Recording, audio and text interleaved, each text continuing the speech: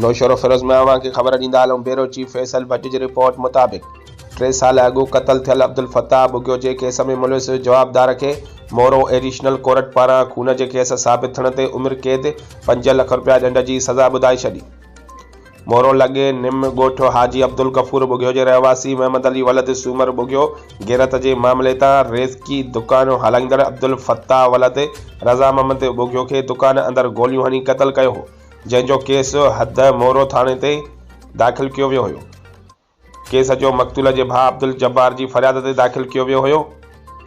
जंहिंजी ॿुधणी अॼु मोरो जी कोर्ट एडिशनल सेशन जज अवैस अहमद अबड़ो जी अदालत में थी गुज़री, जॾहिं त फरियादी धुर जो वकील मोहम्मद सुलेमान अबड़ो ऐं जवाबदार धुर जो वकील अली रज़ा चन्नो हो। ॿिन्ही वकीलनि जे दलीलनि ॿुधण ऐं ॾोह साबित थियण ते अदालत हालिया